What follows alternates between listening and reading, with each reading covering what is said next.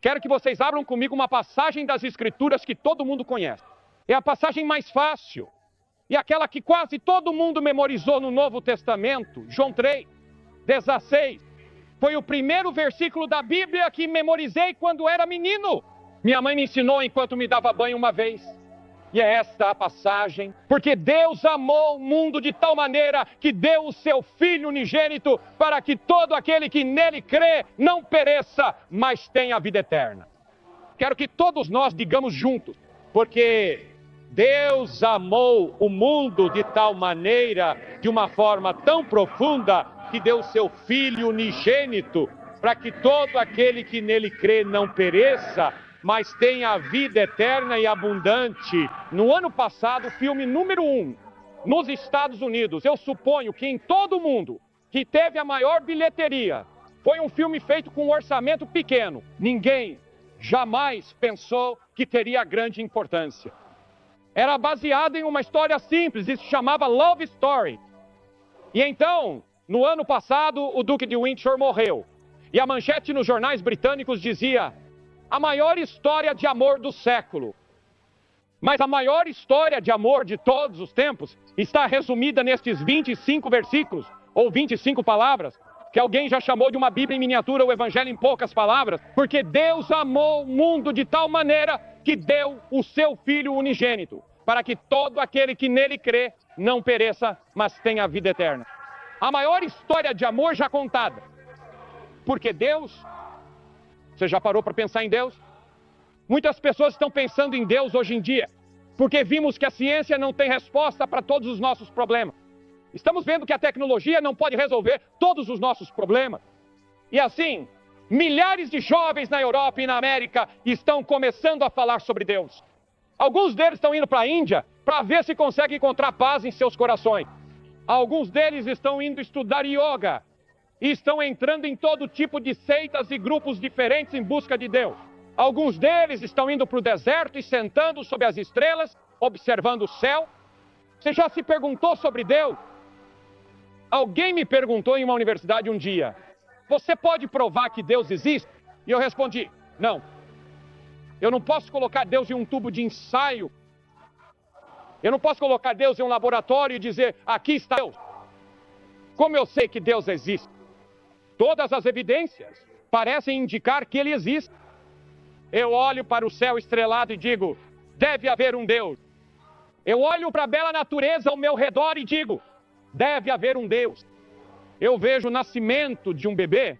Gary Player nos contou ontem como ele viu o nascimento de seu último filho. E ele disse: quando assisti aquilo, soube que tinha que existir um Deus.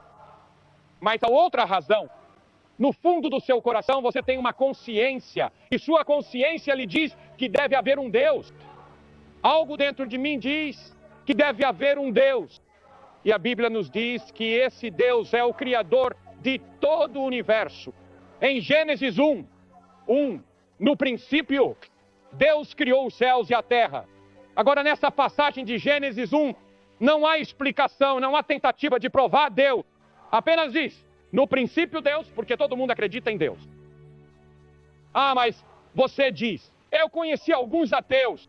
Você conheceu alguns ateus que ainda não passaram por nenhum problema de verdade. Mas encontre uma pessoa que afirma ser ateia e deixe alguém anunciar a ela que tem câncer terminal. E ela dirá: meu Deus, me ajude.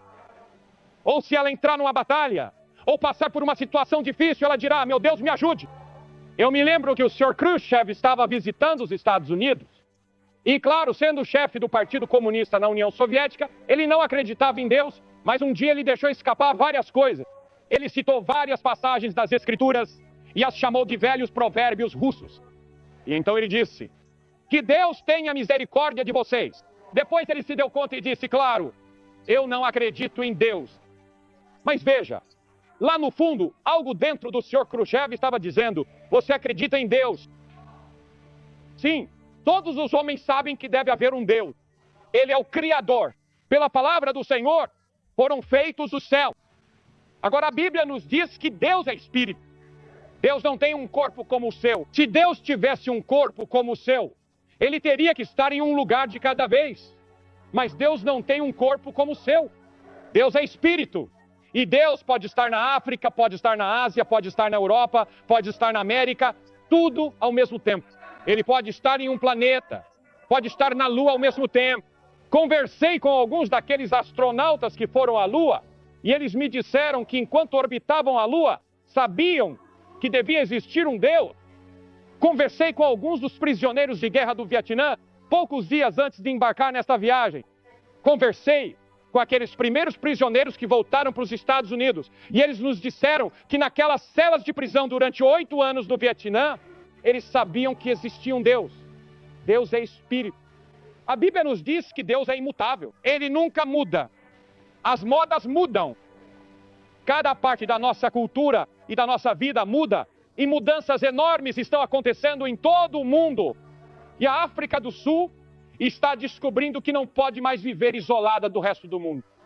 Nós também, nos Estados Unidos, não podemos, e os grandes problemas que enfrentamos estão sob uma pressão tremenda da opinião pública mundial. O avião, a jato, as comunicações modernas tornaram isso impossível. As modas mudam, a cultura muda, a tecnologia muda, mas Deus nunca muda.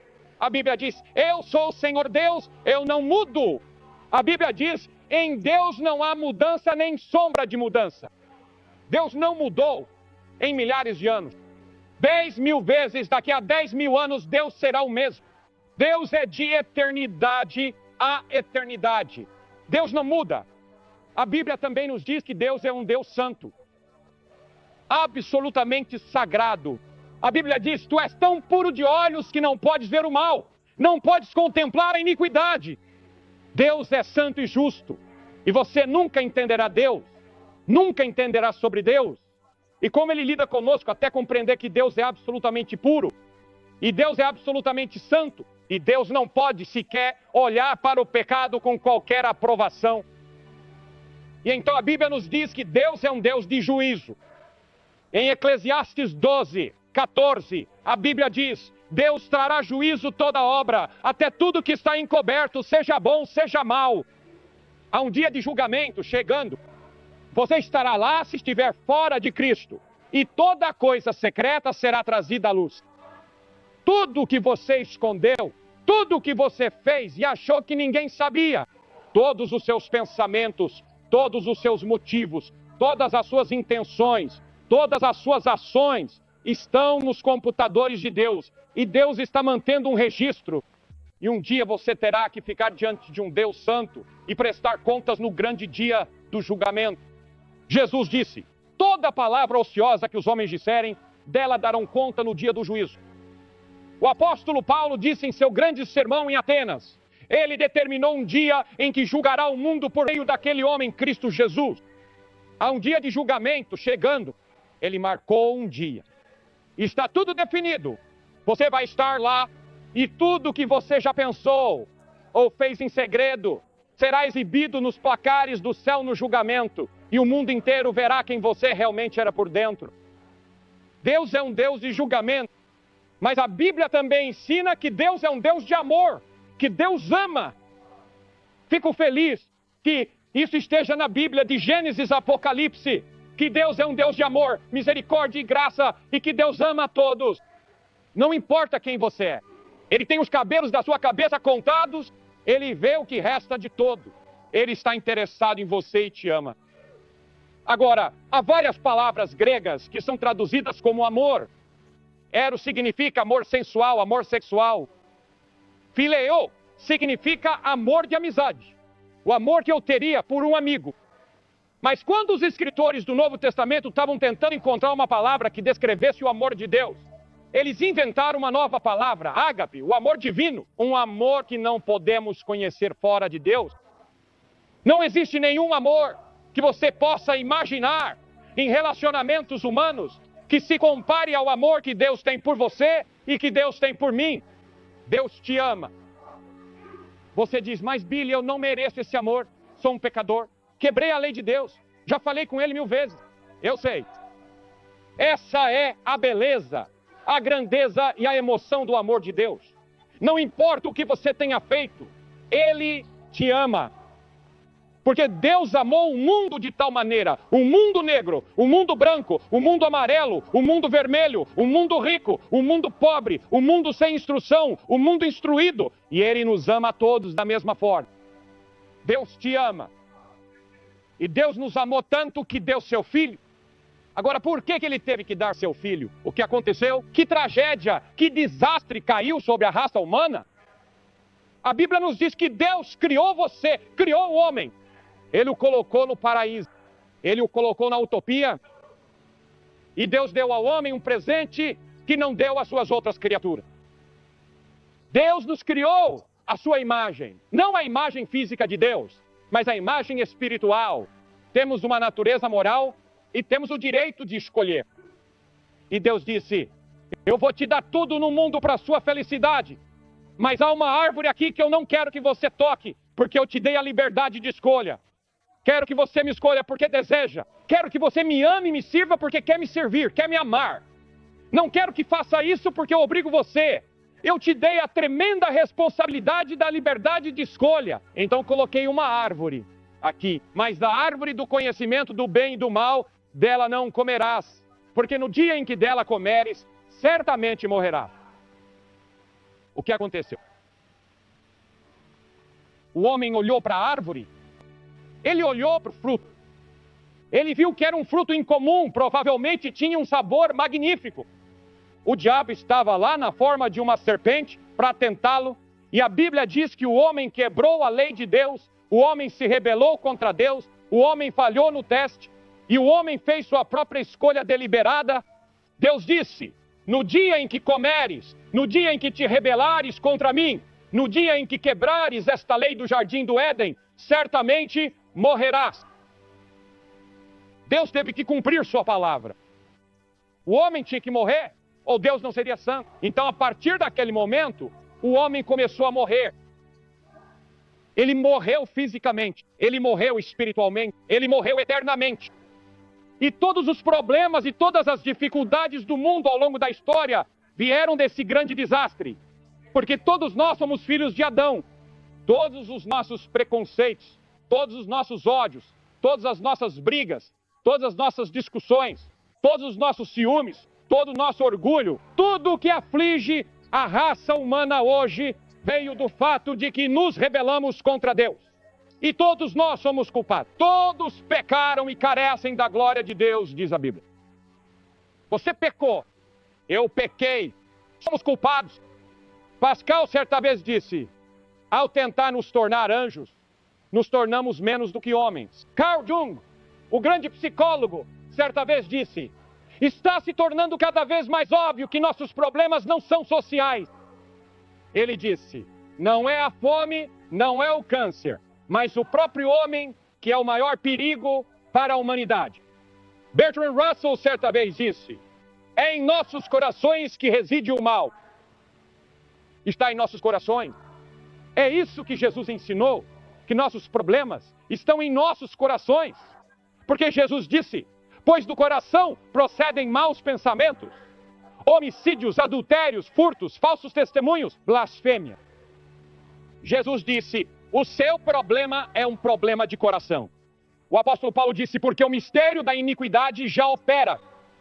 Há um mistério nisso.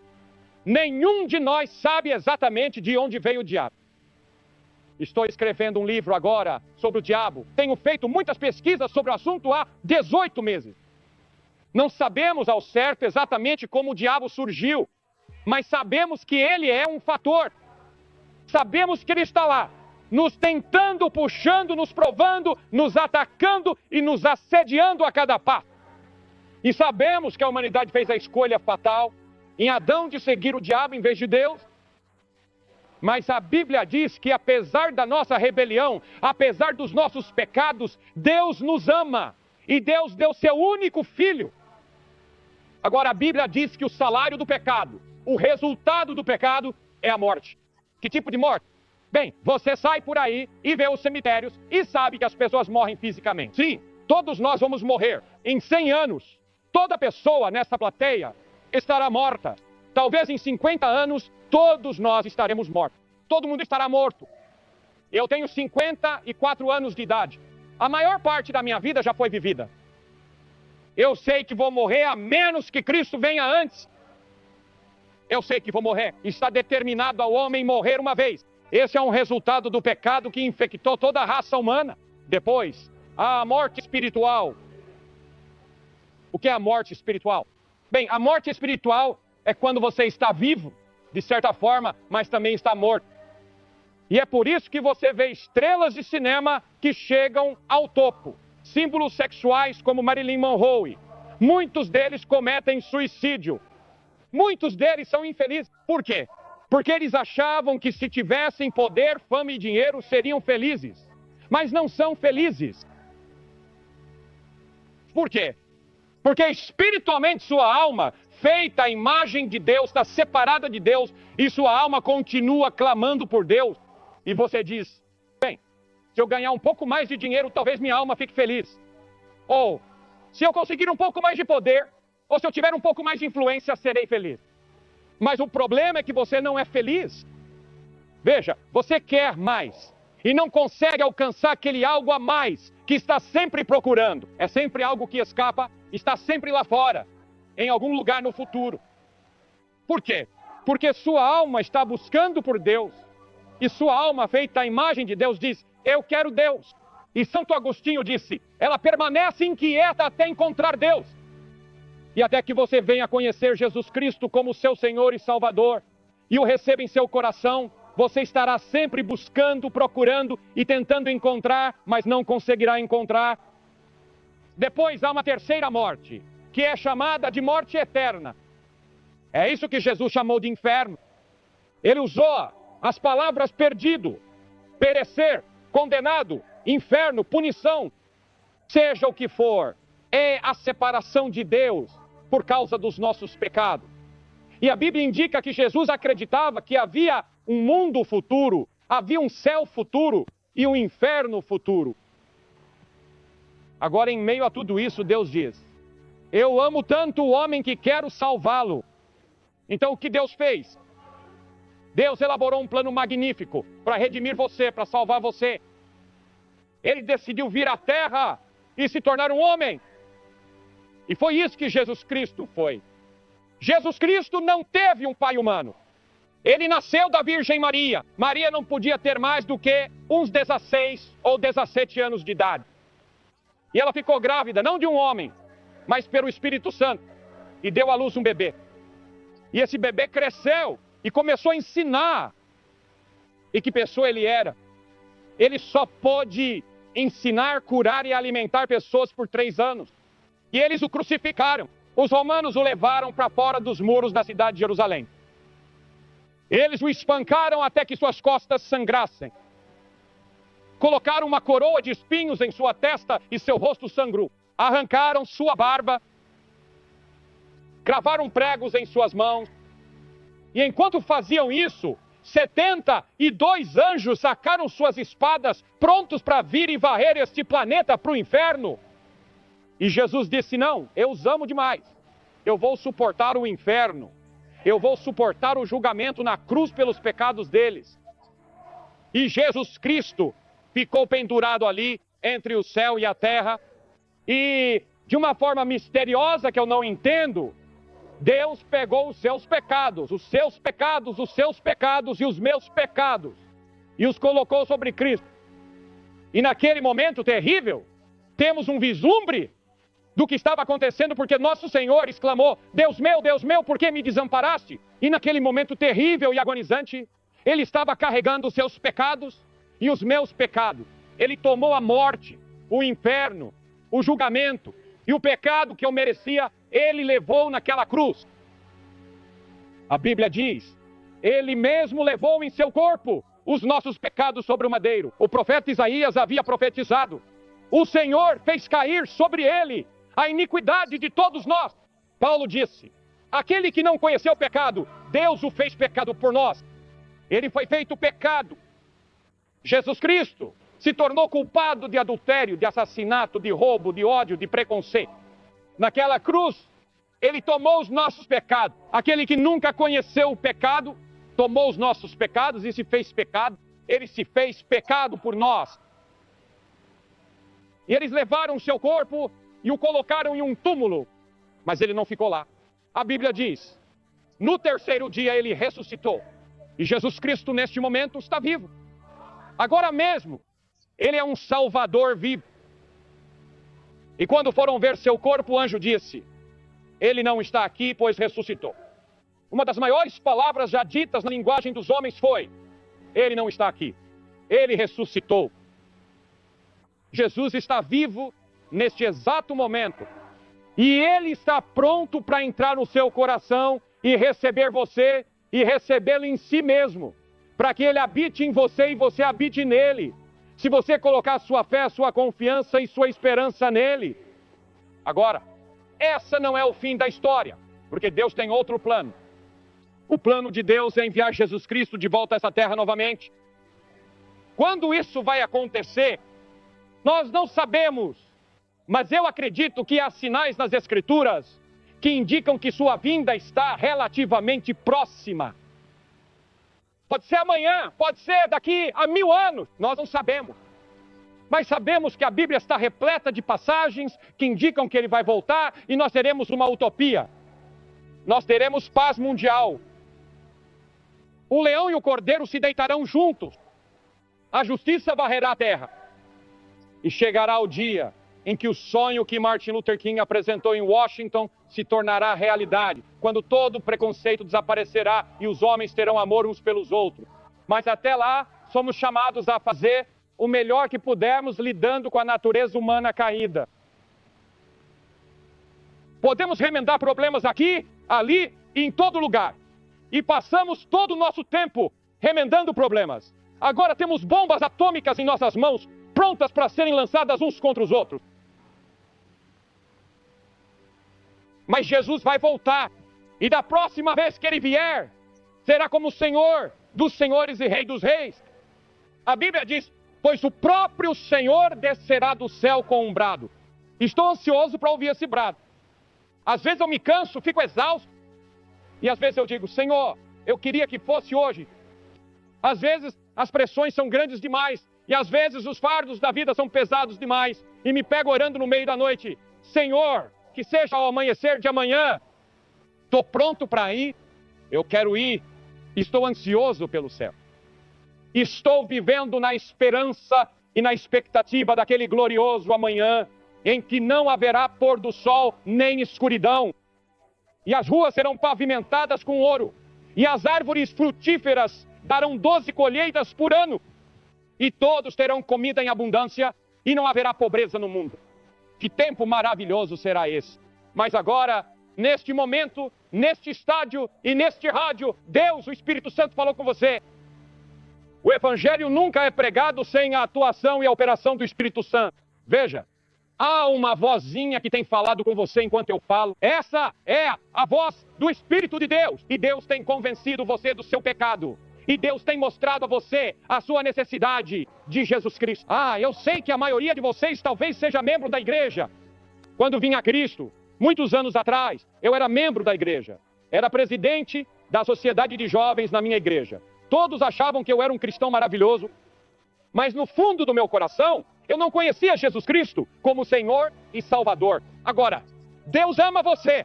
Ele deu o seu Filho. O que você precisa fazer? Você precisa fazer algo. O que é? Primeiro, você precisa se arrepender dos seus pecados. Jesus disse, arrependei-vos. O apóstolo Paulo disse, Deus manda agora que todos os homens em todo lugar se arrependam. Deus ordena que você se arrependa. Você já se arrependeu dos seus pecados? Você se lembra do momento em que se arrependeu? Você diz, bem, Billy, o que você realmente quer dizer com arrepender-se? Bem, arrependimento traz a ideia. Senhor, sinto muito pelo meu pecado. Já disse sinto muito e realmente quis dizer isso. Isso significa que você precisa mudar. Precisa dar meia volta. Você precisa mudar e parar de cometer seus pecados. Mude seu modo de viver. As coisas velhas passam e tudo se faz novo. Isso é arrependimento. Eu sinto muito pelo meu pecado. Estou disposto a me afastar do meu pecado. Você já se arrependeu? Jesus disse, se não vos arrependerdes, perecereis. Em segundo lugar, pela fé, você deve receber Cristo como seu Senhor e Salvador. Tudo isso pode ser feito com arrependimento. Arrependimento e fé andam juntos. Você pode não entender tudo intelectualmente. Você não precisa, você vem com uma fé simples, como a de uma criança. A Bíblia diz, pela graça sois salvos, mediante a fé. E sem fé é impossível agradar a Deus.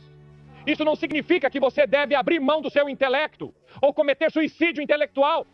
Ah, não. Existe uma lógica no Evangelho. Mas sua mente foi afetada pelo pecado, de modo que você já não consegue realmente receber as coisas espirituais. Então, você vem pela fé e o recebe. E então, a terceira coisa, você deve confessá-lo abertamente como seu Senhor, Salvador e Mestre. Todo aquele, pois, que me confessar diante dos homens, eu confessarei diante de meu Pai que está nos céus. Agora, é por isso que peço para as pessoas virem à frente nessas cruzadas. Peço que você confesse Cristo abertamente, em todo o mundo, por todo o Japão, por toda a América, nos grandes estádios da Grã-Bretanha e por toda a Europa, vi milhares de pessoas fazerem o que vou pedir que você faça. Vou pedir que você se levante do seu lugar, onde quer que esteja. Venha e fique em frente a esta plataforma e diga, ao vir, eu sei que sou um pecador. Recebo o Cristo em meu coração. Quero que meus pecados sejam perdoados. Quero ter a certeza de que vou para o céu. Quero uma nova vida em Jesus Cristo. Você pode dizer, Billy, isso é difícil para mim, levantar e vir na frente de todo mundo. Eu sei. Mas Jesus ficou pendurado naquela cruz diante de uma multidão que gritava, cuspia nele, ria dele e zombava dele. Ele morreu publicamente. E em nenhum lugar do Novo Testamento você encontra Jesus chamando alguém em particular. Ele sempre o chamava publicamente, e há um motivo para isso. Um motivo psicológico, um motivo espiritual, um motivo bíblico. Você pode dizer, mas como eu conseguiria passar por essa multidão? Eu sei, vai ser difícil. Então vou pedir à multidão que nos ajude. Vou pedir para que você não se mova de onde está. Apenas permaneça onde está, em silêncio, com reverência, de cabeça baixa. E vou pedir para homens, mulheres e jovens se levantarem e virem ficar em frente à plataforma, atrás da plataforma aqui e ao redor. Apenas fiquem aqui. E depois que todos vocês vierem, vou dizer algumas palavras, fazer uma oração com vocês, compartilhar alguns versículos das Escrituras e entregar algum material. E então vocês poderão voltar e se reunir com seus amigos. E se você estiver com amigos, parentes ou em uma excursão, eles vão esperar por você. Você pode perguntar, bem, por que isso é importante? Quando me casei, fiquei diante de testemunhas e disse, eu aceito. Vir a Cristo é algo semelhante. Você está fazendo uma aliança com Deus para receber Cristo em seu coração e receber o amor e o perdão de Deus. E você faz isso abertamente dizendo, Senhor, eu aceito. Então eu sei que vai levar 2 ou 3 minutos para vir, mas temos o dia todo. E talvez nunca mais haja um momento como esse na história de Joanesburgo. Esse é o seu momento e a sua hora com Deus. Levante-se e venha. Nós vamos esperar. Lá de trás, de todos os lugares, venha. Pense bem e não venha a menos que seja de coração.